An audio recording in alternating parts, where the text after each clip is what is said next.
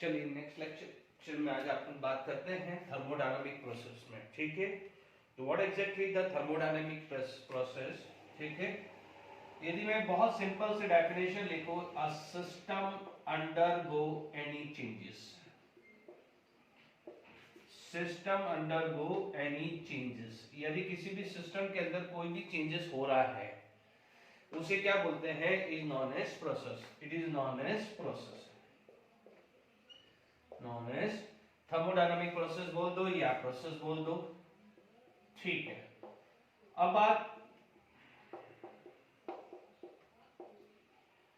ठीक है, अब मान लीजिए हमारी बॉडी है, हमारी बॉडी के अंदर मान लीजिए हमारा ये वाला पोर्शन है। ठीक है, अब मान लीजिए कोई हमारे सामने कोई फ्रेंड है, ठीक है, वो हमें एनालिसिस कर रहा है, हमें दिख रहा है, अरे यार आप तो स्माइल कर रहे हैं, यार आप तो क्राई कर रहे हैं, आप तो लाफ कर रहे हैं। मीन्स आप यहां पर यदि किसी भी तरह का कुछ चेंजेस आ जाता है तो आप क्या बोलते हैं, स्माइलिंग, लाफिंग, क्राइंग। ठीक है, मान लीजिए किसी तरह से हमने मान लीजिए आइस क्यूब फ्रिज से बाहर निकाला, ठीक है, उसका टी टेम्परेचर होगा, अरे यार ये तो मेल्ट हो गया, मेल्ट हो गया। What it indicate, that means the temperature initially and the temperature finally दोनों चेंज हो गया। यानी जो सिस्टम था, यानी आइस क्यूब क्या था, आपका सिस्टम वो चेंज हो चुका है। तो आप क्या बोल सकते हैं, दूसरी डेफिनेशन आप लिखना चाहो, ठीक है, तो आप बोलोगे if state of system gate convert from sorry, if the state of system get convert from one condition to another condition, ठीक है, to another, this is known as process, this is known as thermodynamic process। बिल्कुल आराम से मैं ले रहा हूं, कोई जल्दबाजी नहीं है, थर्मोडायनामिक बहुत आराम से मैं ले रहा हूं, हालांकि हर चैप्टर ले रहा हूं बट इजीली, क्योंकि इसमें थोड़ा दिमाग लगाना पड़ता है, बहुत लंबा चैप्टर है, बहुत लंबा चैप्टर है, इसीलिए क्योंकि इसमें दो पार्ट में जाएगा, थर्मोडायनामिक एंड थर्मोकेमिस्ट्री, तो बिल्कुल क्लियर होना चाहिए।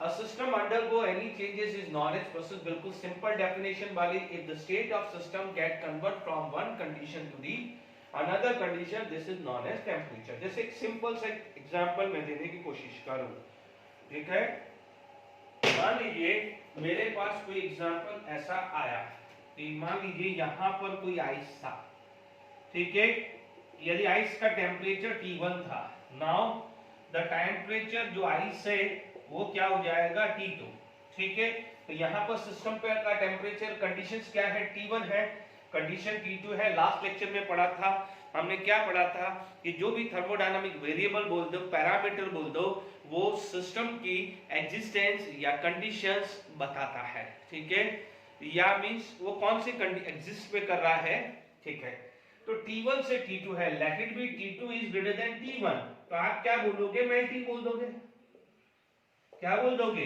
मेल्टिंग बोल दोगे ना, तो क्या बोलोगे कि ये melting, what is the melting, it is a process, melting है क्या, वो क्या हुआ है, प्रोसेस, ठीक है।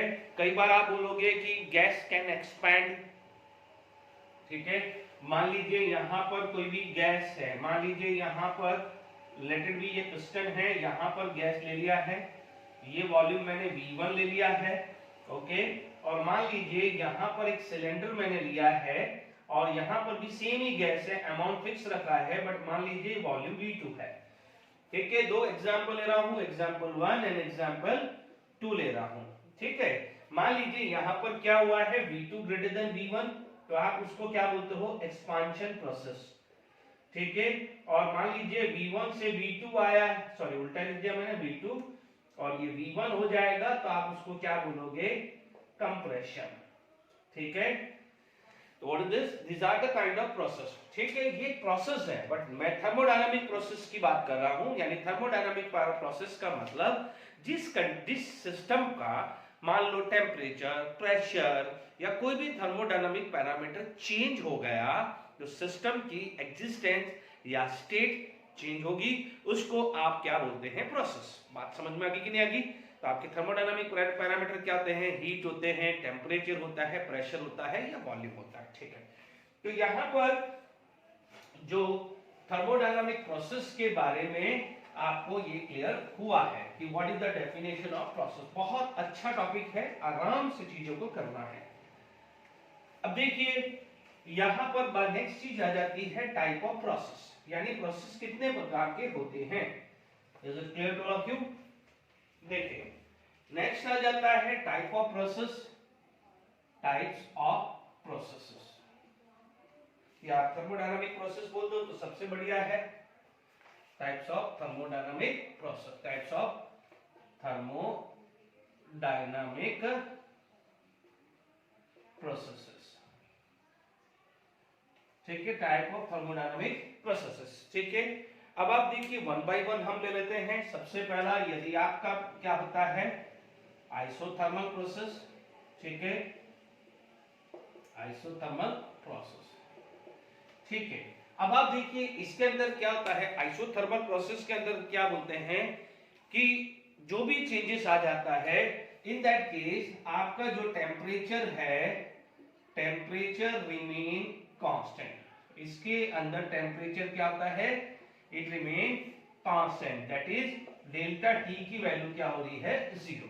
डेल्टा टी की वैल्यू क्या हो रही है? जीरो हो रही है। Is it clear to all of you? ठीक है, बट यहां पर क्या हो जाएगा? Heat can be exchange to surrounding. Surrounding और सिस्टम के बीच में हीट एक्सचेंज हो सकती है, गलती नहीं करना है। ठीक है, आप आगे पढ़ेंगे जब हम इसके बाद आएगा हीट एंड वर्क है, उसके बाद मैं इंटरनल एनर्जी एंथैल्पी पढ़ाऊंगा, तो वहां के लिए लिख दीजिएगा कि फॉर आइडियल गैस, मैं वहां पर भी ये चीज लिखाऊंगा, ये जो लाइन है मैं वहां भी लिखाऊंगा फॉर आइडियल गैस। ये क्वेश्चन, इस पे बहुत क्वेश्चंस बने हुए हैं। For ideal gas delta E, या जिसको अपन डेल्टा यू भी बोलते हैं, ठीक है, equal to zero and delta H equal to zero. ध्यान दीजिएगा, ये है ना, ये मैं आगे लेने वाला हूं। अभी इस स्टेज पे अभी समझ में नहीं आएगा, बिकॉज इंटरनल एनर्जी और एंथैल्पी के बारे में आपने नहीं पढ़ा, ये सिर्फ अभी लिख लीजिए। ठीक है, तो क्या है? आइसोथर्मल प्रोसेस के अंदर टेम्परेचर रिमेन कांस्टेंट। याद करिए, बाकी जैसे है आपका इसके अंदर क्या हो सकता है? Pressure, volume, heat are variable, ये सब वेरिएबल होंगे। ओके, जनरली आइसोथर्मल प्रोसेस में क्या होता है? एक्सपांशन या कंप्रेशन। जैसे मान लीजिए यहां पर आइडियल गैस का एक्सपांशन या कंप्रेशन हम आइसोथर्मल कंडीशंस में कर सकते हैं। यदि आपको एग्जांपल करना है तो यहां पर क्या हो जाएगा? आइसोथर्मल एक्सपांशन, एक्सपांशन और compression of gas off and ideal gas ले लेते हैं। ठीक है, एग्जांपल क्या है? आइसोथर्मल एक्सपांशन और compression of an ideal gas. अभी मैंने एग्जांपल दिया था, तो ये आपका आइसोथर्मल प्रोसेस के अंदर आ सकता है। ठीक है, ये क्लियर हो गया है। अब मान लीजिए नेक्स्ट जो चीज आ जाती है वो सेकंड केस आ जाता है, उसे बोलते हैं आइसोबैरिक। यदि थोड़ा सा याद आ रहा हो, बॉयस लॉ में हमने टेम्परेचर कांस्टेंट लिया था। ठीक है, यहाँ पर temperature remain constant and delta T zero का मतलब final temperature and initial temperature are same, that mean दोनों का चेंज क्या आएगा? जीरो आएगा। ठीक है, सेकेंड यदि आप लेके चलते हैं तो आपका आ जाता है आइसोबैरिक। क्या बोलते हैं? Isobaric process. ठीक है, आइसोबैरिक प्रोसेस के अंदर क्या बात करें कि इसके अंदर आपके पास बेरिक का मतलब बार से याद आ जाएगा आपको, बार से क्लियर हो जाएगा। आइसोथर्मल, थर्मल से ये याद हो जाएगा। देखिए इसके अंदर क्या है? प्रेशर रिमेन कांस्टेंट, यानी the process in which the pressure remain constant, यानी delta P is equal to zero, यानी कोई भी प्रोसेस हो रहा है उसके अंदर प्रेशर कांस्टेंट रहता है, उसे आइसोथर्मल बोलते हैं। जैसे चार्ल्स लॉ, आइसोबैरिक, आइसोबैरिक में प्रेशर रिमेन कांस्टेंट, तो चार्ल्स लॉ में क्या था, वॉल्यूम और टेम्परेचर का चेंज पढ़ा था हमने, ठीक है। तो इस केस के अंदर क्या होता है, जैसे टेम्परेचर हुआ या वॉल्यूम हुआ, आर वेरिएबल, ठीक है। ये ध्यान रखिएगा, इसी चीज पे अपन ने आइडियल गैस पे चार्ल्स लॉ बनाया था, ठीक है। यहां तक क्लियर हो गया है। मान लीजिए एग्जांपल आप ले लेते हैं, तो प्रोसेस है ना अंडर ओपन कंडीशन, यदि ओपन कंडीशन पे या ओपन वेसल पे है, ओपन कंडीशन ले लें या कोई भी प्रोसेस ओपन वेसल पे हो रहा है, तो आप सराउंडिंग को क्या बोलते हैं, एटमॉस्फेरिक प्रेशर, एंड जो भी प्रोसेस ओपन में हो रहा है वो क्या कहलाएगा, आइसोबैरिक कहलाएगा। डन। तो यहां पर भी ये सेकंड केस क्लियर हो गया है। थर्ड केस मान लीजिए, इसमें आ जाता है आइसोकोरिक प्रोसेस, ठीक है। आइसोकोरिक प्रोसेस के अंदर क्या है, नाम से पता चल रहा है, बिल्कुल सेम है। यहां पर क्या होगा कि वॉल्यूम रिमेन कांस्टेंट, क्या होगा, volume remain constant, volume remain constant, that is delta V equal to 0, delta V equal to 0। But आप बोलेंगे यहां पर प्रेशर यस चेंज हो सकता है, टेम्परेचर यस चेंज हो सकता है, temperature are variable, are variable का मतलब it can be change, increase हो सकता है या डिक्रीज हो सकता है। यहां पर एग्जांपल बात करें कि process in A close vessel, जो जितने भी क्लोज वेसल के अंदर प्रोसेस होते हैं उसके अंदर वॉल्यूम क्या होता है, कांस्टेंट होता है, ठीक है। तो ये भी क्लियर हो गया है, isothermal temperature constant, isobaric pressure constant and isochoric volume constant, ठीक है। अब आप देखिए तीसरा जो कैटेगरीज जो आ जाती है उसे हम बोलते हैं एडियाबैटिक प्रोसेस, क्योंकि आगे जब मैं वर्क और ये थर्मोडायनामिक प्रोसेस क्लियर करूंगा तो मैं एक्सक्लूसिव वर्क के बारे में और डिटेल में बात करूंगा, इस पे क्वेश्चंस बहुत बनते हैं, तो ध्यान रखिएगा। यहां पर फोर्थ केस आ जाता है, उसे बोलते हैं एडियाबैटिक प्रोसेस, एडियाबैटिक प्रोसेस है ना। एडियाबैटिक प्रोसेस के अंदर क्या होता है कि heat remain constant, heat remain constant, ठीक है, heat remain constant, that is, देखिए Q इक्वल टू 0 बोलना चाहिए, बट कई जगह क्या होता है dQ इक्वल टू 0 होता है, बट इसको मैं नहीं मानता हूं, ठीक है, क्योंकि Q is a state function नहीं है, Q is a path function, तो this is the correct way to write. हाँ देखो कई जगह आपको dQ इक्वल टू 0 देखने को मिलेगा, बट मैं इसको नहीं मानता, this is the right way, ठीक है, क्योंकि देखिए यहां पर चेंज नहीं है, ठीक है। यदि आपको लिखना चाहे तो you can write this, because यहां पर Q इक्वल टू 0, ना तो हीट रिलीज हुई है ना हीट एब्सॉर्ब हुआ है, इसका मतलब क्या हुआ है कि नो एक्सचेंज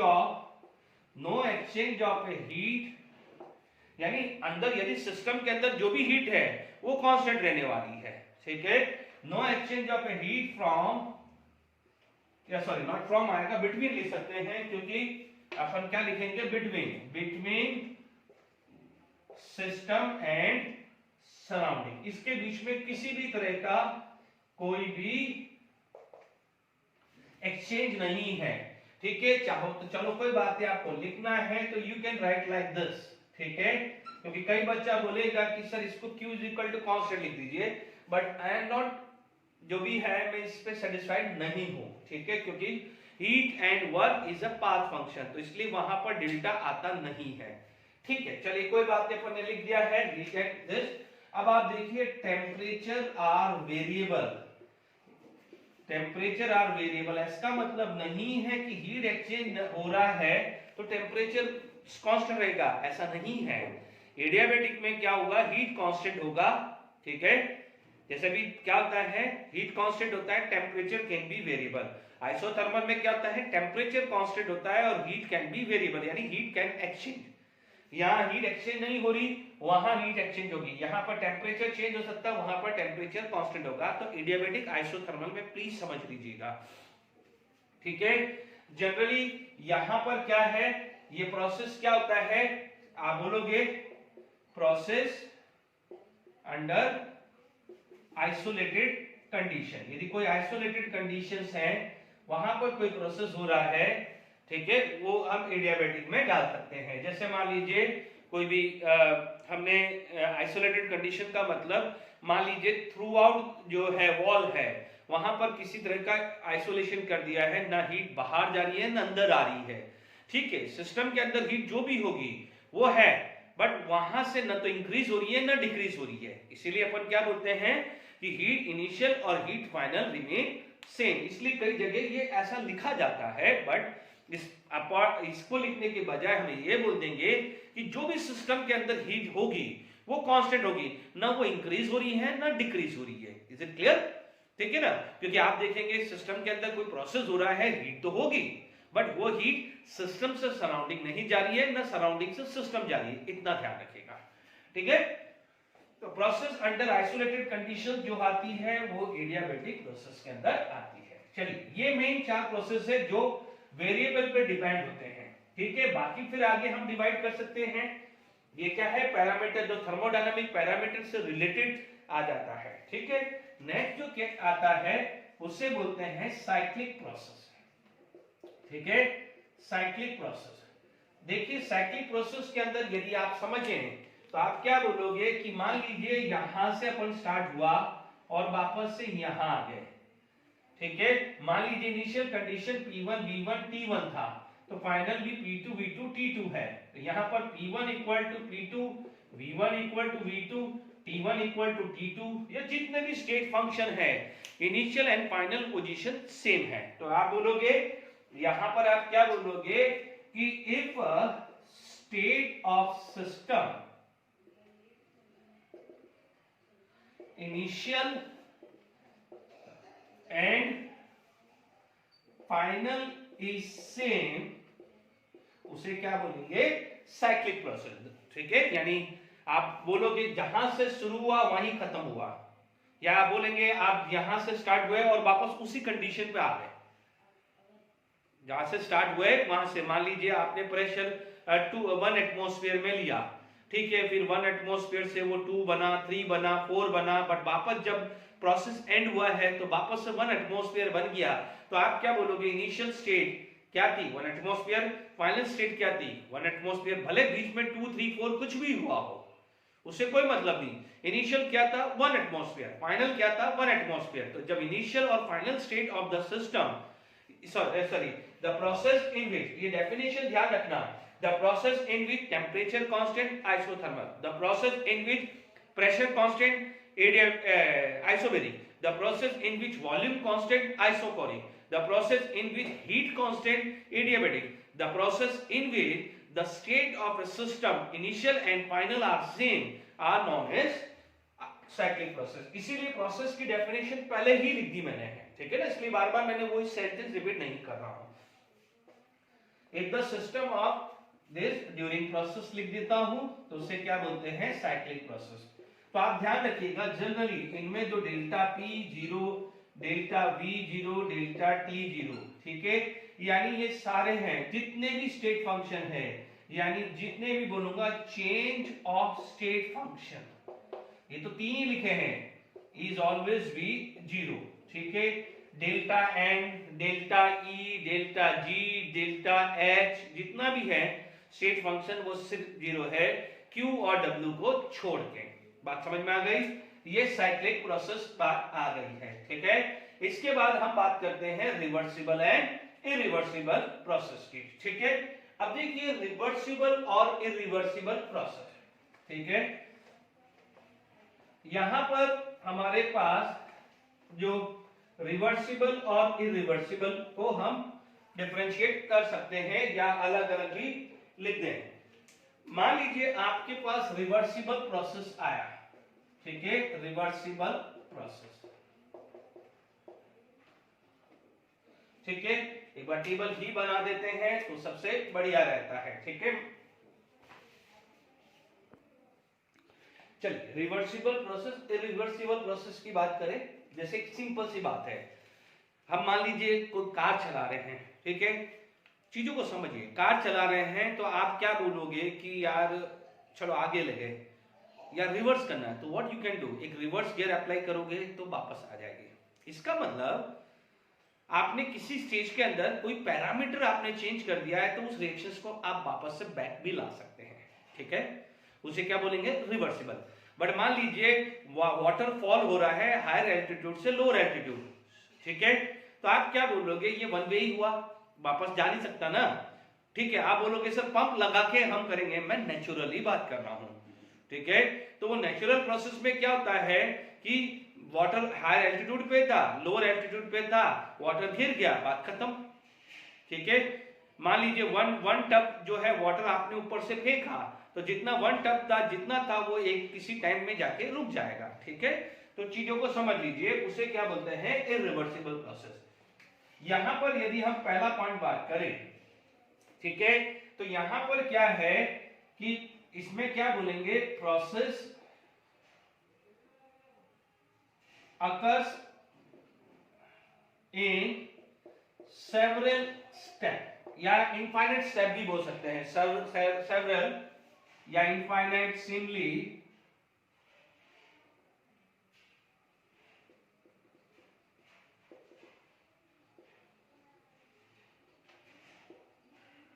ठीक है, वो छोटे छोटे छोटे स्टेप पे आता है, ठीक है। It occur in finite step, और यहां पर क्या है, नंबर ऑफ स्टेप होते हैं बट स्लोली होते, इतना स्लो होते हैं, ठीक है। It take infinite simply time, ठीक है, या बोल सकते हैं नो एंड ऑफ रिएक्शन, यानी इसका कोई एंड ही नहीं है, ठीक है। तो आप इसको क्या बोलोगे, it takes short time, short time में, बिल्कुल थोड़े से टाइम में भी हो जाएगा, या शॉर्ट टाइम नहीं बोले तो अपन फाइनाइट बोल सकते हैं, फाइनाइट बोलेंगे तो अच्छा होगा, इसमें बोलेंगे इनफाइनाइट टाइम, यानी यहां पर कहीं एंड ही नहीं होगा। Infinite it take place in a, it take finite time, यानी 1 मिनट 2 मिनट 1 आवर 2 आवर, जितना भी हो एक बार टाइम कैलकुलेट हो सकता है, इसका तो टाइम कैलकुलेट नहीं हो सकता क्योंकि इसका एंड ही नहीं है। अब आप देखिए इसके अंदर क्या होता है कि there is infinite simply, infinite simply का मतलब होता है बहुत हल्का सा, इनफाइनाइट सिंपली, या इसमें क्या बोलेंगे, इनफाइनाइट टाइम ले सकते हैं, इनफाइनाइट टाइम लिख देता हूं सबसे बड़ा, there is a infinite simply difference, infinite between driving and opposing force, बहुत हल्का सा डिफरेंस होता है, बहुत हल्का सा डिफरेंस होता है, ठीक है। There is large difference in driving and opposing force, दोनों के बीच में बहुत लार्ज डिफरेंस होता है। अब जब बहुत लार्ज डिफरेंस होता है, ठीक है, there is a large difference, अब आप देखो बहुत हल्का सा डिफरेंस है, तो क्या है, by changing parameter it can be reverse, यानी पैरामीटर को चेंज करके रिवर्स भी कर सकते हैं। आप बोलोगे it never be reverse, reverse नहीं हो सकता है, ठीक है, ये कभी भी रिवर्स नहीं हो सकता है, क्योंकि आप देखेंगे इतना लार्ज डिफरेंस है, वो रिवर्स नहीं हो सकता है, ठीक है। यानी आप इसको क्या बोलोगे, it is ideal process, it is ideal process, ठीक है। ये क्या हो जाता है, इट इज स्पॉन्टेनियस, स्पॉन्टेनियस का मतलब natural occurring, it is the spontaneous process, ठीक है। जितने भी स्पॉन्टेनियस है, जैसे फॉलिंग ऑफ, जैसे मान लीजिए falling of water from higher altitude to lower altitude, melting of ice, ठीक है, यदि रूम टेम्परेचर पे लेके आऊं तो melting of ice, evaporation of water, ये सब क्या है, नेचुरल स्पॉन्टेनियस प्रोसेस है। आप बोलोगे कि सर आइस को तो वापस से फ्रिज में डालते हैं, तो वो नॉन स्पॉन्टेनियस हो जाता है। हम स्पॉन्टेनियस की बात कर रहे हैं, नॉन स्पॉन्टेनियस की बात नहीं कर रहे हैं। स्पॉन्टेनियस नॉन स्पॉन्टेनियस आगे हम डिफरेंशिएट करेंगे। मान लीजिए हायर एल्टीट्यूड से वाटर नीचे जा रहा है तो वो स्पॉन्टेनियस है। आप बोलोगे कि सर हम इसको पंप के थ्रू भी ऊपर ले जा सकते हैं, तो पंप जो यूज किया है, एक्सटर्नल हेल्प यूज किया है, तो वो तो नॉन नेचुरल प्रोसेस हुआ है, उसे नॉन स्पॉन्टेनियस की बात कर रहे हैं। I am talking about spontaneous process, यानी बिना किसी एक्सटर्नल हेल्प के क्या वापस ऊपर जा सकता है वाटर? नहीं जा सकता ना, हमें पंप यूज करना पड़ेगा। जब पंप यूज कर लिया है तो वो नॉन स्पॉन्टेनियस हो गया, स्पॉन्टेनियस नहीं हो गया। फिर भी मैं डिटेल में स्पॉन्टेनियस नॉन स्पॉन्टेनियस आगे आएगा, ठीक है। तो ये चीज अपन बात करेंगे। क्या हो जाएगा, आप ये इसमें क्या होगा, यहां तक क्लियर हो गया है? Is it clear to all of you? ठीक है। अब आप देखिए यहां पर it is difficult to realise in practice, या प्रैक्टिकल लाइफ में क्या है, रियलाइज करना डिफिकल्ट है, ठीक है। It will found in reality, या जितने भी रियलिटी प्रोसेस है वो आपको इजीली इरिवर्सिबल प्रोसेस मिलेंगे। तो ये चीज काफी ध्यान रखने वाली बात है, ठीक है। यहां पर जो ये थर्ड पॉइंट है इसको मैं और ढंग से समझा रहा हूं, इधर समझिएगा। जो 7 पॉइंट बनाना है तो वो 7 पॉइंट बना सकते हो, ठीक है। यानी रिवर्सिबल प्रोसेस का मतलब क्या हुआ है, आप ये मान के चलिएगा कि यहां पर, हाँ 7 पॉइंट में लिखना, एक लिख सकते हैं।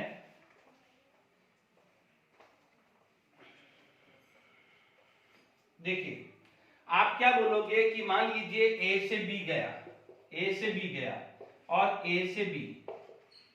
अब मान लीजिए आप, पहली बात तो क्या है, सबसे पहले A start to convert into B. अब मान लीजिए यहां पर क्या है, ड्राइविंग फोर्स है जो यहां से यहां ले रहा है।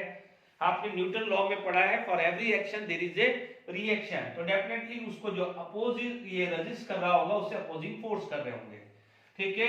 इसमें ड्राइविंग फोर्स क्या है, very very very large difference between opposing force. तो आप क्या करोगे, कुछ भी कर दोगे कि किसी भी कंडीशन पे अपोजिंग फोर्स को ड्राइविंग फोर्स से आगे बढ़ा नहीं सकते, तो इसलिए यहां पर बैकवर्ड नहीं हो पाएगा। बट मान लीजिए driving force approximate equal to opposing force से हल्का सा ज्यादा है, देखो हल्का सा ज्यादा होना पड़ेगा तभी एक साइड का एक्शन होगा, ठीक है। मान लीजिए आपने कुछ सर्कमस्टांसेस चेंज कर दिए, तो इनिशियली मान लीजिए हल्का सा ये था, आपने कुछ कंडीशंस ऐसे कर दी कि ये ऐसा हो गया, तो क्या होगा कि जब ये कंडीशन थी तो इधर की साइड मूव कर रहा था, जब ये कंडीशन होगी तो वो रिवर्स आने लग जाएगा। यानी जब आप गाड़ी चला रहे थे, first gear, second gear, third gear, तो वो फॉरवर्ड जा रही थी, बट मान लो आपको जरूरत लगी कि इस गाड़ी को बैक लूं, तो आपने क्या करा, एक कंडीशन चेंज करी, और कंडीशन चेंज करी तो वापस से बैक हुआ कि नहीं हुआ, तो तभी तो उसको रिवर्स बोलते हैं। वैसा ही कुछ समझने की कोशिश करिए, ठीक है। यहां पर आपको क्या है, हर स्टेज पे ये रिएक्शंस क्या हुई है कि ये एंड नहीं होती है, ये एंड हो जाती है, एंड नहीं होती है, ठीक है। इसलिए माना जाता है कि छोटे छोटे इक्विलिब्रियम बने हुए हैं, बट वो दिखते नहीं है, हमें दिखते नहीं है, इसलिए इसमें बोल सकते हैं वर्चुअल इक्विलिब्रियम।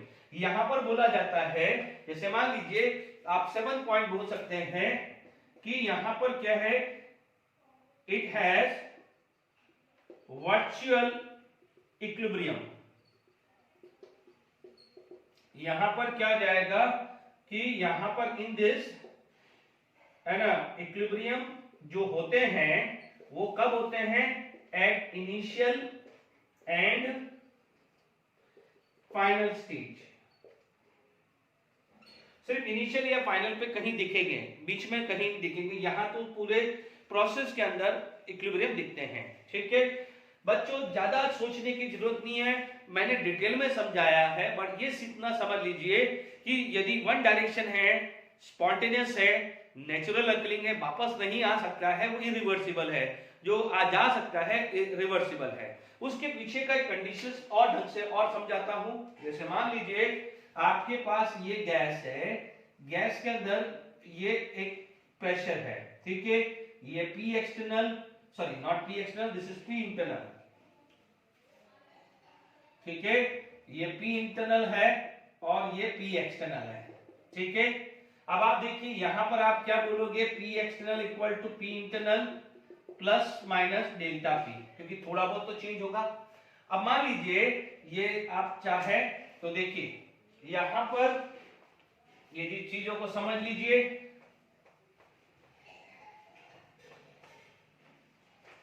ठीक है। ये अब मान लीजिए ये आपके पास आ गया, ठीक है। मान लीजिए डेल्टा P की वैल्यू अप्रोक्सीमेट 0 है, यानी ये क्या होगा, P external is approximate equal to P internal. तो आपके पास कंडीशंस है कि आप P एक्सटर्नल हल्का सा P इंटरनल बढ़ा सकते हैं, तो आप क्या करोगे, P एक्सटर्नल बढ़ेगा तो नीचे जाएगा, तो आप बोलोगे कि सर इसके अंदर कंप्रेशन हो गया, ठीक है। या बोलोगे यदि ये उल्टा हुआ, ये बढ़ गया, ये बढ़ गया तो उठाएगा, तो आप उसको क्या बोलोगे, एक्सपांशन, ठीक है। एक्सपांशन हुआ है, ठीक है ना, तो दोनों चांसेस है ना।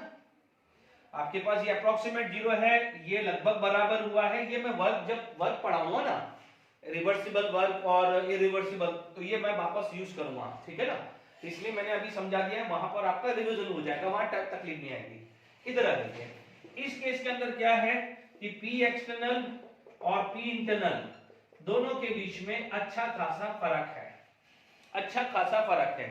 तो अब आप देखिए इसमें दो ही कंडीशन हो सकती है, या तो क्या हो जाएगा, P external greater than P internal होगा, या P external less than P internal. या तो क्या हो जाएगा, यदि ये हुआ है तो कंप्रेशन होगा, तो यहां पर क्या हो जाएगा, एक्सपांशन होगा। बट ध्यान दीजिएगा ये कब होगा, ये कंडीशंस कब होगी, जब ये P external equal to P internal plus delta P, और ये कंडीशन कब होगी, जब P external equal to P internal minus delta P, ठीक है। जबकि यहां पर ये दोनों कंडीशन में अप्रोक्सीमेट इक्वल होता है, हल्का सा भी बढ़ा दोगे तो ये ऊपर नीचे होगा, जबकि यहां पर क्लियर कट होगा, या तो एक्सपांशन होगा या कंप्रेशन होगा, यहां पर हम प्रेडिक्ट नहीं कर सकते हैं, ठीक है। एक्सपांशन भी हो सकता है, कंप्रेशन भी होगा, क्योंकि आपके पास ओरिजिनल कंडीशन ये है, जबकि इसमें या तो ये मिलेगी या ये मिलेगी, यानी ये होगा तो सिर्फ कंप्रेशन होगा, ये होगा तो सिर्फ एक्सपांशन होगा, इसमें दोनों पॉसिबल है, दोनों पॉसिबल है, ये ध्यान रखिएगा। Is it clear? इसका मतलब यहां पर इस कंडीशन पे आपका जो है प्रेशर है वो ये आएगा, ठीक है, जबकि इसके अंदर क्या होगा, ये आएगा, ठीक है। भले हमने ये लिखा है बट ये अप्रोक्सीमेट इक्वल टू 0 होता है, तो रिवर्सिबल में P external is approximate equal to P internal, whereas irreversible में P external equal to P internal plus minus delta P होगा, ठीक है। ध्यान दीजिएगा ये बहुत इंपॉर्टेंट है, ये वर्क जब हम पढ़ेंगे, reversible work, irreversible work, expansion work, compression work, वहां पर ये काम आएगा। तो वापस से क्लियर कर लीजिए, यहां पर ड्राइविंग फोर्स और अपोजिंग फोर्स में लगभग न के बराबर डिफरेंस है, जबकि यहां पर ड्राइविंग और अपोजिंग फोर्स में अच्छा खासा डिफरेंस है। दोनों में से कोई भी एक ड्राइविंग होगा, जिस डायरेक्शन में जाएगा, मान लीजिए P एक्सटर्नल डोमिनेटेड हो रहा है तो P एक्सटर्नल ड्राइविंग फोर्स होगा, तो उस केस में P इंटरनल क्या हो जाएगा, अपोजिंग फोर्स। यदि P इंटरनल डोमिनेटेड है तो P इंटरनल क्या हो जाएगा, ड्राइविंग फोर्स, तो P एक्सटर्नल क्या हो जाएगा, अपोजिंग फोर्स। वेयरएज यहां पर दोनों लगभग बराबर है, जो भी हल्का सा चेंज, कंडीशन चेंज करके जो भी बढ़ा दिया उसके हिसाब से वो रिस्पॉन्स करेगा, ठीक है। यहां पर अच्छा खासा हमने टाइम लिया है थर्मोडायनामिक प्रोसेस के बारे में, जो बहुत इंपॉर्टेंट है, ठीक है। आगे हीट एंड वर्क करते हैं।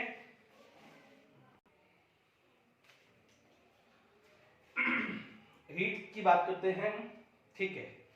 जिसे भी मान लीजिए हमने आइस क्यूब को बाहर लाया, तो what happen, it start to melt. इसका मतलब क्या हुआ है कि जब आइस क्यूब जो था उसका टेम्परेचर T1 था, सराउंडिंग टेम्परेचर T2 था, there is a difference in the temperature, so what happen, the what the ice will do, ice it will absorb the heat from the surrounding, so it start to melt. ठीक है, अब ऐसा तो नहीं है कि आप देखेंगे कि आइस क्यूब को आपने रखा, इट स्टार्ट टू मेल्ट.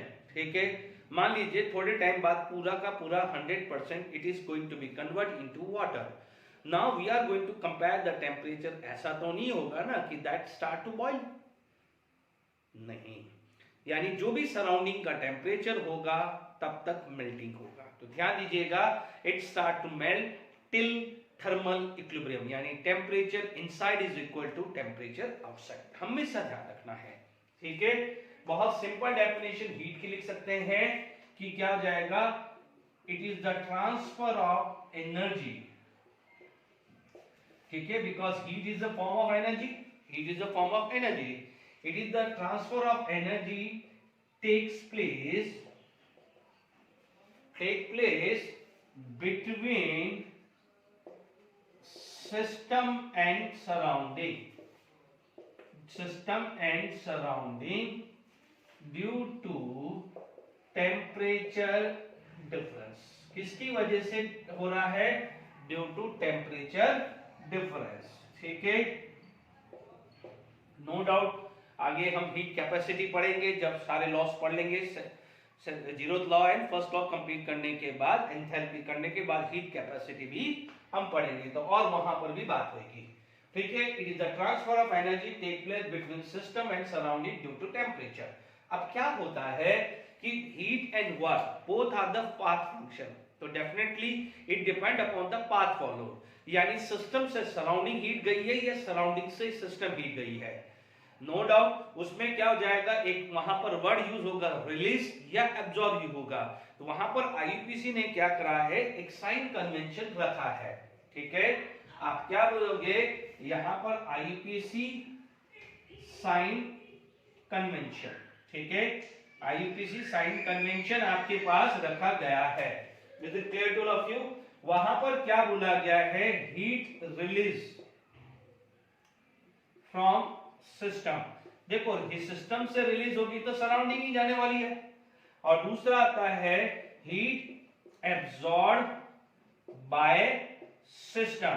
आपके ये आएगा, ये नेगेटिव, ये आएगा पॉजिटिव. याद रखने का तरीका, आपके जेब में पॉकेट मनी आई, आप अपने आप को सिस्टम समझ लीजिए. आपकी जेब में पॉकेट मनी आई यानी it is the gain of you, आपका गेन हुआ. ये क्या हुआ है, पॉजिटिव. और पॉकेट मनी बाहर निकल गई तो ये क्या हुआ है, लॉस. इसे क्या बोलेंगे, माइनस. सिंपल. आप क्या है, heat release from the system यानी loss from your side, negative. Pocket money जेब में आई तो ये क्या हो जाएगा, पॉजिटिव. तो heat release by the system या heat release from the system या बाय द सिस्टम, नेगेटिव. या आप ऐसा लिख दीजिए, रिलीज बाय द सिस्टम लिख दीजिए, तो दोनों में सही रहेगा. रिलीज हुआ तो नेगेटिव, एब्जॉर्ब हुआ है तो पॉजिटिव. डन. ये हीट आ गया है. जनरली इसकी जो है यूनिट होती है वो मानी जाती है यूनिट ऑफ हीट क्यू. वो जनरली कैलोरी या किलो कैलोरी लिया जाता है. ठीक है, या तो कैलोरी या किलो कैलोरी में मेजर करते हैं. हाँ, जूल किलो जूल में भी मेजर करते हैं, ऐसा नहीं है, जनरली मैं बात कर रहा हूं. ठीक है, ओके. तो यहां तक हीट की बात आ गई है. अब हम बात करते हैं नेक्स्ट जो चीज आ जाती है दैट इज वर्क. यहां पर क्या आ जाएगा, वर्क या वर्क डन. यदि मैं एक सिंपल डिफरेंस बात करूं, यदि मैं थर्मोडायनामिक वर्क की बात करूं, ठीक है, तो थर्मोडायनामिक वर्क जो डेफिनेशन में लिख रहा हूं वो थर्मोडायनामिक वर्क की बात कर रहा हूं. तो प्लीज मेक श्योर जो डेफिनेशन लिख रहा हूं वो थर्मोडायनामिक वर्क की बात कर रहा हूं. Is it clear? तो यहां पर आप मैंने लिखा है वर्क, या वर्क डन भी लिख सकते हैं या वर्क भी लिख सकते हैं, रिप्रेजेंट बाय W. ठीक है, तो it is the transfer of energy take place between system and surrounding due to pressure difference. Pressure difference की वजह से जो भी आएगा उसे आप क्या बोलते हैं, थर्मोडायनामिक वर्क. मैं थर्मोडायनामिक वर्क की बात कर रहा हूं. ठीक है, अब आप देखिए जनरली यहां पर आप बात करें वर्क, कोई भी वर्क है. ठीक है, जनरली आप बात करते हो वर्क की. Generally work depend on two factor, दो फैक्टर पर डिपेंड करता है. कोई भी वर्क हो, मैकेनिकल वर्क हो, इलेक्ट्रिकल वर्क हो या थर्मोडायनामिक वर्क हो. कई बार मैकेनिकल वर्क को ग्रेविटेशनल वर्क भी के साथ भी जोड़ सकते हैं, ठीक है। हालांकि ग्रेविटेशनल और वर्क अलग है, बट ठीक है, अपन मान सकते हैं कि ग्रेविटेशनल वर्क बोल दो, मैकेनिकल वर्क बोल दो, थर्मोडायनामिक वर्क बोल दो, ठीक है। तो यहां पर डिपेंड अपॉन टू फैक्टर। पहला आता है इंटेंसिटी फैक्टर, कितनी इंटेंसिटी है। दूसरा जो आता है वो आता है कैपेसिटी फैक्टर। क्या आता है? कैपेसिटी फैक्टर, यानी कितनी कैपेसिटी तक जाएगा, ठीक है। आप दो फैक्टर आपके काम चलते हैं। जैसे मान लीजिए यहां पर आपका पहला आया ग्रेविटेशनल वर्क, ठीक है। ग्रेविटेशनल वर्क फिजिक्स में पढ़ा हुआ है, तो आप क्या लिखते हो? ग्रेविटेशनल वर्क को क्या लिखते हो? mgh। क्या लिखते हो? mgh, mg into h। तो ये क्या हो जाएगा? इंटेंसिटी। ये क्या हो जाएगा? कैपेसिटी, ठीक है। मान लीजिए आपने क्या लिखा है? Electrical work. इलेक्ट्रिकल वर्क क्या होता है? It is equal to charge into potential difference. Charge into potential difference. Charge जो होता है वो आता है Q एंड पोटेंशियल डिफरेंस क्या होता है? डेल्टा V आ जाता है, ठीक है। तो ये इंटेंसिटी फैक्टर और ये क्या जाएगा? कैपेसिटी आ जाता है, ठीक है। तीसरा जो आपका आ जाता है, जिसको आप मैकेनिकल वर्क भी बोल सकते हो। मैकेनिकल वर्क, इसको अपन क्या लिखते हैं? फोर्स इनटू डिस्प्लेसमेंट लिखते हैं। मैकेनिकल वर्क को क्या लिखते हैं? फोर्स इनटू डिस्प्लेसमेंट, ठीक है। तो फोर्स क्या जाएगा? इंटेंसिटी, और ये क्या जाएगा? कैपेसिटी, ठीक है। तो दो फैक्टर चलते हैं, intensity factor and capacity factor. अब मैं यहाँ पर थर्मोडायनामिक वर्क की बात करूं, ठीक है। तो मैं कई जगह मैकेनिकल वर्क और थर्मोडायनामिक वर्क सेम ही ले लेते हैं, तो मैं यहां से ही स्टार्ट करता हूं, ठीक है। मान लीजिए मैंने मैकेनिकल वर्क है, तो ये आई होप समझ में आ गया है। इसका यूज आगे आएगा, इसका यूज आगे आएगा। तो ये फॉर्मूला पढ़ लीजिए, ये फिजिक्स में पढ़ा हुआ है, mgh, ठीक है। ग्रेविटेशनल वर्क को आपने mgh पढ़ा हुआ है। चार्ज इनटू पोटेंशियल डिफरेंस, ये इलेक्ट्रिकल वर्क की बात आएगी, ठीक है। इसका यूज आगे चैप्टर में आने वाला है, तो ये चार्ज इनटू पोटेंशियल डिफरेंस दिमाग में रखिएगा, ठीक है। अभी मैंने मैकेनिकल वर्क है, इसी फॉर्मूला को मैं आगे लेके चलता हूं, ठीक है। तो देखिए इस फॉर्मूले को यदि मैं आगे कंटिन्यू लेता हूं वर्क को, ठीक है। तो वर्क क्या है आपके पास? जैसे मान लीजिए मैकेनिकल वर्क, देखो हालांकि मैं इसको अलग से थर्मोडायनामिक वर्क ही लूं तो सबसे बढ़िया है, ठीक है। तो यहां पर आप थर्मोडायनामिक वर्क लिख दीजिए, भले मैं इसको डी ले लेता हूं, thermodynamic work, thermodynamic work, thermodynamic work, ठीक है। इसको W से रिप्रेजेंट कर रहा हूं। आपको what is the force? Force का यूनिट क्या होता है? आप क्या बोलते हैं? This is pressure into area into delta S. What is the force? Pressure, because pressure is equal to force upon area. Pressure क्या पढ़ा है? प्रेशर अपन ने पढ़ा है फोर्स अपॉन एरिया पढ़ा है, ठीक है ना। तो फोर्स क्या हो जाएगा? प्रेशर इनटू एरिया, ठीक है। अब आप देख लीजिए, प्रेशर इनटू ए into delta S, area into displacement, इसको आप क्या बोल सकते हैं? डेल्टा वी, ठीक है। तो डेल्टा वी क्या हो जाएगा? कैपेसिटी, और प्रेशर क्या हो जाएगा? इंटेंसिटी। प्रेशर हो जाएगा इंटेंसिटी फैक्टर, और डेल्टा वी क्या हो जाएगा? आपका कैपेसिटी फैक्टर हो जाएगा, ठीक है। तो कोई भी जो वर्क है, भले ग्रेविटेशनल वर्क, आपका इलेक्ट्रिकल वर्क, या थर्मोडायनामिक वर्क, या mechanical work, it depend upon these two factor mixture. यहां पर इंटेंसिटी कौन थी? एफ, कैपेसिटी क्या थी? डेल्टा एस, ठीक है। बिल्कुल सिंपल है, ठीक है। तो यहां पर अपने देखिएगा कि कई जगह इसको मैकेनिकल वर्क भी लिखते हैं, बट मैं नहीं ले रहा हूं, मैं इसको थर्मोडायनामिक वर्क ही लिख रहा हूं। Is it clear? यहां तक अपने पास क्लियर आ गया है, ओके। अब आप देखिए साइन कन्वेंशन की बात करें, ठीक है। यहां पर आईयूपीएसी साइन कन्वेंशन,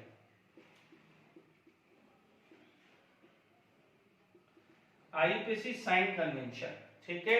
आप इतना ध्यान दीजिएगा, जो भी चीज आपके पास आ रही है, यहां पर आएगा वर्क डन बाय सिस्टम। आपने कोई काम किया तो आपके अंदर से एनर्जी लॉस होती है, स्वेटिंग आती है कि नहीं आती है, तो लॉस हुआ, उसे क्या बोलते हैं, माइनस। यदि मैं बोलूंगा work done on the system, आपने कुछ खाया, आपने कुछ एनर्जी ड्रिंक पी, एनर्जी अंदर डाली ना, आपने अंदर डाली ना, तो वर्क डन ऑन सिस्टम क्या हुआ है, positive. Work done on the system क्या हो गया है, पॉजिटिव। ठीक है, ये तो साइन कन्वेंशन हो गया है। अब चीजों को समझिएगा, ठीक है, आईपीसी साइन कन्वेंशन क्लियर हो गया है। अब इस फॉर्मूला पे फोकस करते हैं, ठीक है। अब आप देखिए एक्सपांशन होता है, एक्सपांशन डेल्टा वी क्या बोलते हैं, volume final minus volume initial, ठीक है, वॉल्यूम फाइनल माइनस इनिशियल। ठीक है, मान लीजिए आपने एक बनाया, ये पिस्टन रख दिया, ठीक है, यहां पर गैस कलेक्ट कर दी, ठीक है। अब गैस का क्या है, अब आप देखिए, मान लीजिए फाइनल वॉल्यूम इनिशियल से ज्यादा है, फाइनल वॉल्यूम इनिशियल से ज्यादा है, तो इसका मतलब this is the case of expansion, that is delta V greater than 0 या डेल्टा वी पॉजिटिव बोल देंगे अपन उसको, ठीक है, समझना। यहां पर दूसरा आ जाएगा कंप्रेशन। कंप्रेशन का मतलब क्या हुआ है, दबाना। कंप्रेशन का मतलब दबाना, यानी volume final less than volume initial, delta we less than 0 या जिसको आप बोलोगे डेल्टा वी नेगेटिव, ठीक है। अब आप देखो expansion work done by the system, compression work done on the system, ठीक है। एक्सपांशन आप क्या बोलोगे, work done by system, compression work done on system. Done, यहां तक क्लियर हो गया।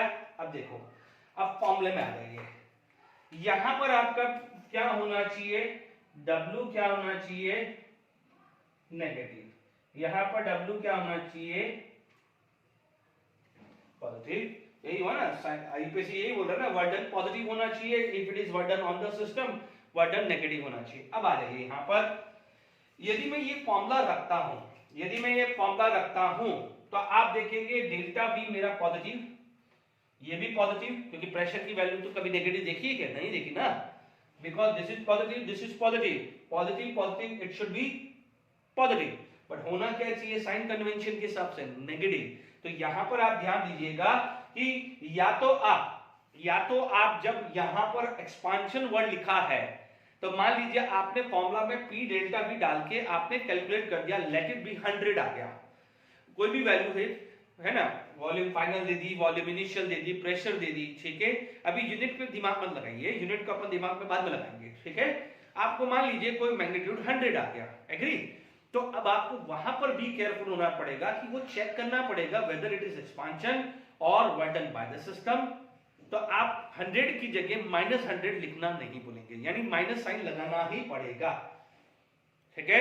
या फिर आपको ये पता चल गया कि work done on the system है या कंप्रेशन है, तो 100 है तो +100 ही रखना पड़ेगा, या तो वो कर लीजिए काम।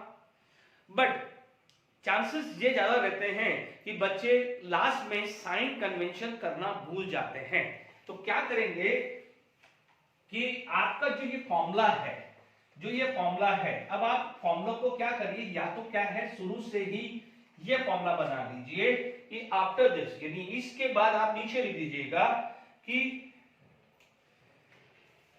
Work done. अब जो वर्क डन जो है वो अब आप कर लीजिए -P डेल्टा V, और यहां पर work done external work pressure लिख दीजिए, P external into delta V, okay. क्योंकि देखिए आप मान लीजिए एंड में जब आपने P डेल्टा V कैलकुलेट करके लिख दिया और 100 आ गया, गलती से आप साइन रखना भूल गए, तो पूरा न्यूमेरिकल रॉन्ग हो जाएगा गलती से। क्योंकि आपको, तो इससे बेटर यही है कि शुरू से आप प्रैक्टिस ही रखिए कि भले एक्सपांशन हो या कंप्रेशन हो, आपको यहां फॉर्मूला माइनस लगा के ही रख दिए, तो अपने आप ही आपका साइंस एडजस्ट हो जाएगा। तो दिस इज द एडवाइस, इसीलिए मैंने यहां पर आईपीसी का साइन कन्वेंशन रख दिया। और दूसरी बात आती है कि सर आपने पी एक्सटर्नल क्यों लिखा, समझिएगा यहां पर आपका पी इंटरनल है, यहां पर आपका पी एक्सटर्नल है, वेरिएबल कौन है? आप बोलोगे सर पी इंटरनल वेरिएबल है, क्योंकि पी एक्सटर्नल तो चेंज हो नहीं रहा। आप बोलोगे सर एक्सपांशन हो रहा है, एक्सपांशन होने का मतलब पी इंटरनल, समझिएगा इस चीज को समझिएगा, एक्सपांशन कब होता है? एक्सपांशन कब होता है? जब P external less than P internal होगा, ठीक है, यानी पी इंटरनल धीरे धीरे क्या होगा, बढ़ेगा, धीरे धीरे ये बढ़ेगा, ये बढ़ेगा बढ़ेगा बढ़ेगा, क्या ये पिस्टन पूरा सिलेंडर से बाहर निकल जाएगा? आप बोलोगे सर क्या बात कर रहे हो, कब तक चलेगा? तब तक चलेगा जब पी एक्सटर्नल, सॉरी जब तक चलेगा जब तक P internal equal to P external होगा। जैसे फॉर एग्जांपल ये मान लीजिए ये 10 है और ये 12 है, ये 10 है ये 12 है, तो क्या हो जाएगा, ये आएगा, यानी जब तक ये 10 नहीं हो जाता तब तक एक्सपांशन होगा। जैसे ही ये 10 हो गया, इसके इक्वल हो गया, तो क्या हो गया है, एक्सपांशन होना बंद हो गया। इसी तरह से रिवर्स होता है कि मान लीजिए कंप्रेशन है, ठीक है, तो P external greater than P internal, ठीक है, तो मान लीजिए यहां पर ये 10 ही रखते हैं और लेट इट बी ये 8 है, ठीक है, जब ये 8 है तो क्या होगा, यहां पर प्रेशर बढ़ जाएगा, अब धीरे धीरे ये प्रेशर बढ़ेगा, तो ये क्या होगा, 8 का 9 होगा, 9 का क्या होगा 10, जैसे ही P इंटरनल 10 हो गया कंप्रेशन होना बंद हो गया। तो आप देखोगे यहां पर भी P इंटरनल ही P एक्सटर्नल के इक्वल हुआ है। आप यहां पर ऐसा नहीं हुआ है कि 10 का ये 8 हो गया है, या पहले वाले में भी 10 का 12 हुआ है, वो 12 का 10 ही हुआ है, 12 का 10 ही हुआ है और 8 का 10 ही हुआ है। तो यानी जो भी काम हो रहा है वो एक्सटर्नल करवा रहा है, इंटरनल नहीं करवा रहा है। वर्डन कौन करवा रहा है, एक्सटर्नल, इंटरनल तो उसके हिसाब से चल रहा है। किसका चेंज हुआ है? आप एक सिंपल सी बात है कि होमवर्क कौन कराता है, टीचर ही तो करवाता है, ठीक है, आप होमवर्क कौन है, टीचर, करने वाले कौन है, आप, तो जो वर्क करवाएगा वो टीचर ही करवाएगा, आपके हिसाब से टीचर वर्क नहीं करेगा, टीचर के हिसाब से आप वर्क करेंगे। आप समझ में आया? तो टीचर यानी वर्क किसने कराया, टीचर ने, तो यहां पर टीचर ने वर्क करवाया है, तो जो भी वर्क डन होगा ऑन द सिस्टम होगा या बाय द सिस्टम होगा, it is because of this external pressure, not because of internal pressure. इसीलिए यहां पर एक्सटर्नल प्रेशर लिख दिया जाता है। एग्री? आई होप यहां तक समझ में आ गया होगा, ठीक है ना? तो ये चीज का ध्यान रखिएगा यहां पर, क्योंकि देखिए आप बोलोगे सर यहां पर तो एक्सपांशन तो पी इंटरनल ही हो रहा है। चलिए पी इंटरनल चेंज हो रहा है, बट कहां तक हो रहा है, जब तक पी इंटरनल पी एक्सटर्नल के इक्वल ना हो जाए, उतना ही तो वर्क होगा। किसने करवाया, एक्सटर्नल ने। तो ये ध्यान रखिएगा यहां पर, ठीक है। अब यहां पर यूनिट के बारे में बात कर लें। Unit of work done, unit of work done, यदि वर्डन की जनरली यूनिट जो होती है वो आती है या तो जूल में बात करते हैं और किलो जूल। अब आप देखिए यहां पर आपके पास आएगा कन्वर्जन, जो जानना जरूरी है। कन्वर्जन जानना क्या जरूरी है, क्योंकि आप देखेंगे कि 1 calorie is equal to 4.184 joule. एक कन्वर्जन तो ये याद रखिए। आप देखेंगे कई बार जो है, जैसे मान लीजिए वर्डन है, इसकी यूनिट मान लीजिए लीटर में है, इसकी यूनिट मान लीजिए एटमॉस्फेयर में है, तो आप देखोगे इसका लीटर, इसका एटमॉस्फेयर में दिया है, तो वर्डन किस में आ जाएगा, लीटर एटमॉस्फेयर में। तो वर्डन की यूनिट लीटर एटमॉस्फेयर तो नहीं होती ना, तो उस समय भी कन्वर्जन आएगा कि 1 litre atmosphere is equal to 101.3 joule आएगा। यानी मान लीजिए इन दोनों का मल्टीप्लिकेशन 10 आ गया, तो 10 को इससे मल्टीप्लाई कर दीजिए, तो जो भी आपका आंसर होगा वो जूल में आ जाएगा। अदरवाइज आपको कैलोरी में करना है तो इसको 4.184 से डिवाइड कर दीजिए, क्योंकि ये है विच इज अप्रोक्सीमेट। जनरली मैं देख लेता हूं 24 के आसपास आना चाहिए कि 101.3 divided by 0.184,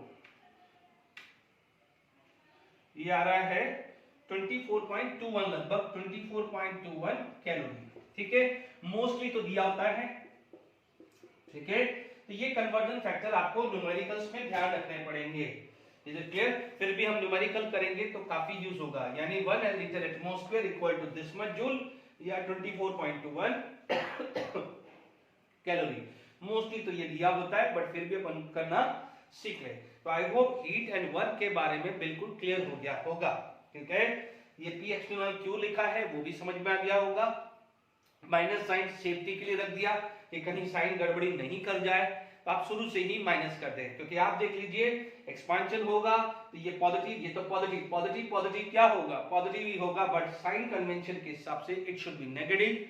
positive positive negative, तो वर्डन क्या आएगा, नेगेटिव ही आएगा। इधर आ जाइए, ये नेगेटिव ये पॉजिटिव, तो नेगेटिव नेगेटिव क्या हो जाएगा, पॉजिटिव, तो वर्डन क्या होता है, positive on the system. I hope समझ में आ गया है। कुछ न्यूमेरिकल्स कर लेते हैं इस पर बेस। चलिए फटाफट से न्यूमेरिकल्स करते हैं, सिंपल न्यूमेरिकल्स। देखिए यहां पर एक gas expand by 0.5 litre against the constant external pressure of 1 atmosphere, calculate the वर्डन।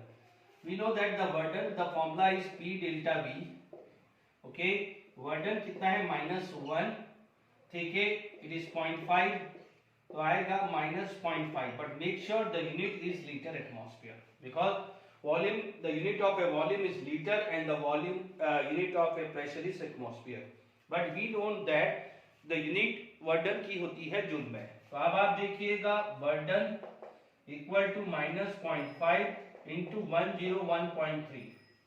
अभी कन्वर्जन फैक्टर बड़ा है, ठीक है, लगभग लगभग कितना आ जाएगा, 53 15 51 6 0 और 5 है ना, डेसिमल 1 2, तो 50.65 लगभग कितना आ जाएगा, 50.65 50.65 जूल आ जाएगा। ठीक है, if you want in A calorie तो और W is equal to 0.5 into 24.21, 21 भी आ सकता है, 20 भी आ सकता है ना, तो वो कैलोरी आ जाएगा। ठीक है, इट इज अप्रोक्सीमेट कितना आ जाएगा, 12.105, ये माइनस आ जाएगा, इट इज इन कैलोरी। किसी में भी पूछा है आप जवाब दे सकते हैं, या तो कैलोरी में या जूल में। डन।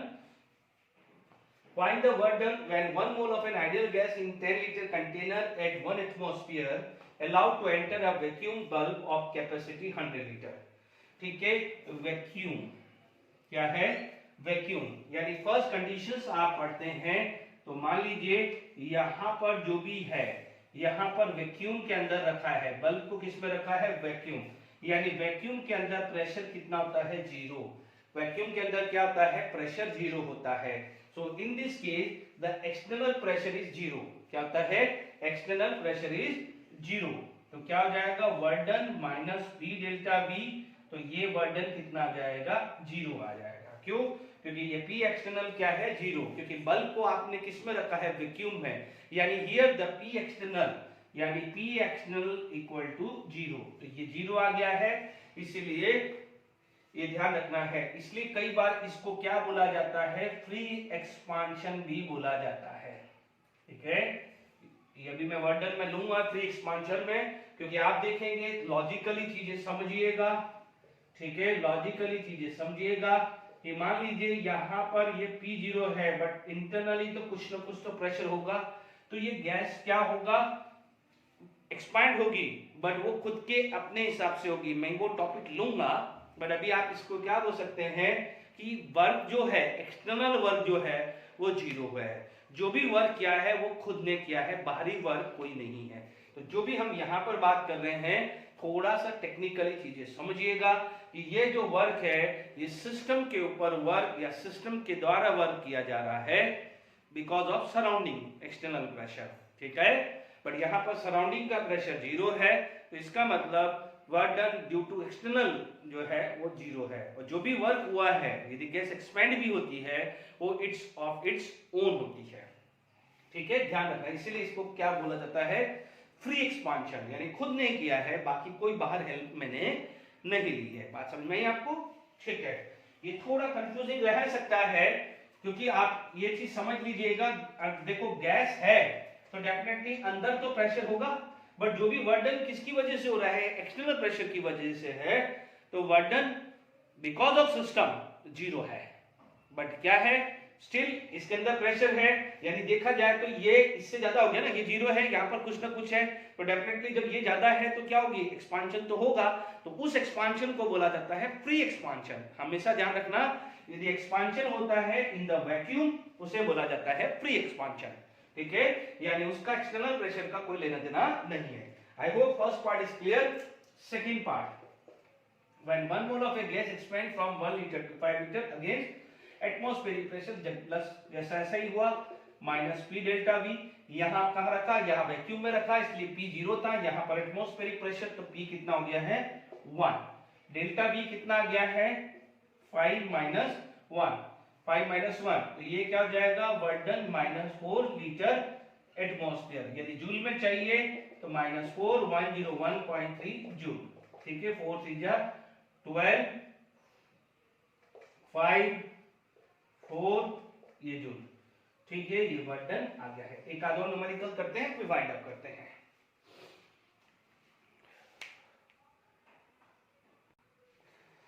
चलिए फटाफट से बहुत अच्छे ग्राफिकल क्वेश्चंस है वो क्लियर कर देते हैं, इजी हैं, ठीक है। P वर्सेस V का graph, volume in litre and pressure 10 की power 5 newton per metre square है। Make sure joule is newton metre, ध्यान दीजिएगा, इसलिए लीटर को मीटर क्यूब में कन्वर्ट करना ना भूले। A से B है तो आप देखेंगे A से B है तो आप क्या बोलेंगे, जैसे सबसे पहला फर्स्ट है, A से B कैलकुलेट करना है, B से C करना है, C से D करना है और D से A करना है, ठीक है। फटाफट से देखें, यहाँ पर कांस्टेंट एक्सटर्नल प्रेशर कितना है 12, बट 12 इंटू 10 की पावर 5, तो यहाँ पर वर्क डन जो आया है -12 इंटू 10 की पावर 5, ठीक है, ये लिया ना, क्योंकि कांस्टेंट एक्सटर्नल प्रेशर है 12, ये 12 है और 10 की पावर 5, तो P डेल्टा V लगा रहा हूं, ध्यान दीजिएगा formula work done minus P delta V है, ध्यान दीजिएगा, this formula I am going to apply. Volume change कितना है, B पे वॉल्यूम 6 है, A पे वॉल्यूम कितना है 1, तो 6 माइनस 1, 6 माइनस 1 5, क्योंकि यहाँ पर A से B है तो फाइनल वॉल्यूम कितनी है 6, इनिशियल कितनी है 1, तो इसका मतलब यहाँ पर sin 5 आएगा, ठीक है। बट आपको पता है कि 1 लीटर इज इक्वल टू 10 की power -3 metre cube, 1 litre is equal to 10 की पावर -3 मीटर क्यूब, 10 की पावर -3, तो 12 इंटू 5 60 और 2, तो ये आ जाएगा -6000 जूल आ रहा है, क्योंकि ये आएगा newton metre and newton metre is equal to joule, newton per metre square, newton per metre square into metre cube, answer आ जाएगा न्यूटन मीटर, जिसको आप जूल बोलते हैं। जगह नहीं है इसलिए मैंने आपको 5 डायरेक्टली लिख दिया है, ठीक है। अब B से C क्या है, वॉल्यूम कितना है 6, फाइनल वॉल्यूम कितना है 6, इनिशियल वॉल्यूम कितना है 6, तो डेल्टा V कितना आ जाएगा 0, तो डेल्टा V 0 आ जाएगा, तो यहाँ पर वर्क डन कितना हुआ 0, ठीक है, वर्क डन कितना हो जाएगा 0, क्योंकि डेल्टा V 0 है, इसीलिए अब आप देखिए यहाँ पर C से D ले लें, C से D ले लें, तो फाइनल वॉल्यूम कितनी हुई 1,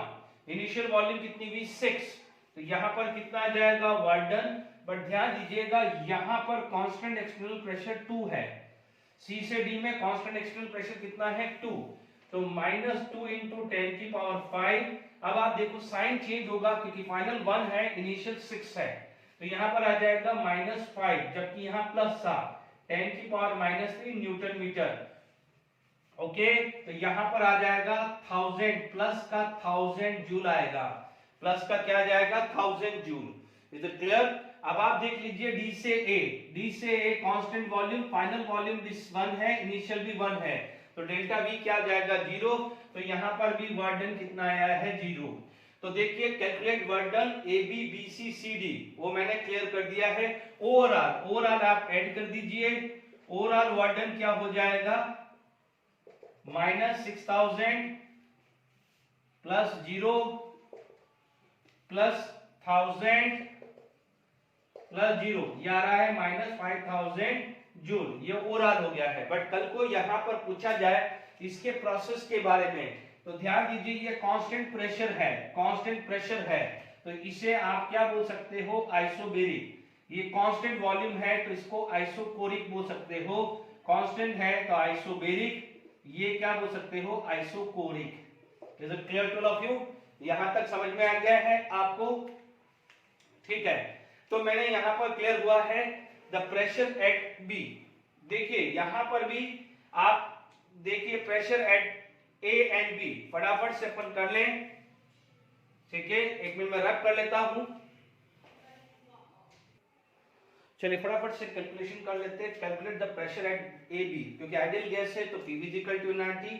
तो आप देखेंगे फर्स्ट प्रेशर एट ए, ठीक है, एनआरटी बाय बी, है ना, क्या है, NRT by B. We have to take one mole, ठीक है, यहाँ पर वन मोल लिया हुआ है, ध्यान रखना है, ये 1 R 0.0821। अब आप देखो यहाँ पर टेम्परेचर कितना है ए पे, 300 केल्विन। ए पे क्या है, 300 केल्विन। ठीक है, वॉल्यूम क्या है ए पे, 24 लीटर। फटाफट से कैलकुलेट करते हैं, एक साथ कैलकुलेट करता हूं। पीबी, अब आप देखिए ए पे प्रेशर एट ए, कैलकुलेटर चाहिए तो देखिए 0.0821 इंटू 300 डिवाइडेड बाय 24, ये वैल्यू आ रही है, सॉरी 0.0821 इंटू 300 डिवाइडेड बाय 24, ये आ रही है 1.026 एटमॉस्फेयर। ठीक है, 1.026 एटमॉस्फेयर। अब आप देख लीजिए बी पे टेम्परेचर डबल हुआ है, ठीक है, वॉल्यूम कांस्टेंट है, तो आप क्या बोल सकते हैं, वॉल्यूम कांस्टेंट है तो आप क्या लगा सकते हैं, चार्ल्स लॉ। क्या लगा सकते हैं, चार्ल्स लॉ। तो यहां पर क्या हो गया है कि ये टेम्परेचर डबल हुआ है तो प्रेशर भी क्या होगा, डबल होगा। लगा दीजिए Pb upon 600 upon Pa upon कितना आ जाएगा, 300, क्योंकि यहां पर क्या है, वॉल्यूम क्या है, कांस्टेंट। ये क्या है, वॉल्यूम कांस्टेंट है, तो वी कैन अप्लाई दिस। तो आप देखिएगा इट इंप्लाइज दैट Pb की वैल्यू कितनी आई है, 1.026 इंटू 600 डिवाइडेड बाय 300, ये ट्वाइस हुआ, तो ये आया 2.052 एटमॉस्फेयर। Is it clear? तो ये सेकंड पार्ट भी क्लियर हो गया। ये Pb निकालने के लिए काम आ गया है Pc। Pc में आप देख लीजिए कांस्टेंट टेम्परेचर है, यहां पर कांस्टेंट टेम्परेचर है, तो आप देख लीजिएगा क्या लगा सकते हैं, आप लगा सकते हैं बॉयस लॉ। बॉयस लॉ में क्या है, देख लीजिए PaVa is equal to PcVc, Boyle's law लगेगा ना इसमें देख लीजिए, तो Pa कितना कैलकुलेट हुआ, 1.026, Va कितना है 24, कितना है यहाँ पर 12 है, सी पे वॉल्यूम कितना है 12, ठीक है, तो ये कितना आ गया 2, तो यहाँ पर it implies that Pc is also equal to 2.052 atmosphere. आई बात में, तो पहला पार्ट क्लियर हो गया।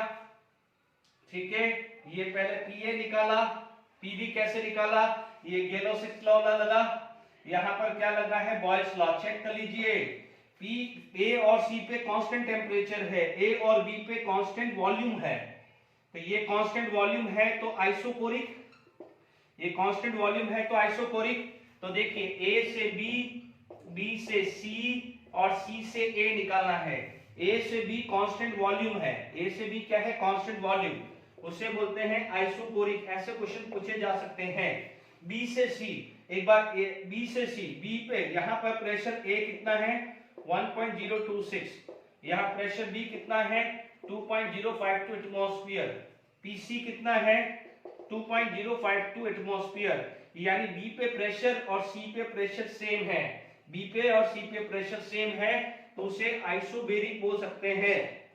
क्या बोलेंगे, आइसोबेरिक। और यहाँ पर क्या है, टेम्परेचर कांस्टेंट है, तो ये कितना आ जाएगा, आइसोथर्मल। बहुत अच्छे क्वेश्चंस करवाए हैं वर्क पे, ठीक है, ओके। आज के लेक्चर के लिए इतना ही, नेक्स्ट लेक्चर में बात करेंगे और डिटेल में, और दूसरी चीजें भी हम डिस्कस करेंगे। Till then enjoy, thank you very much.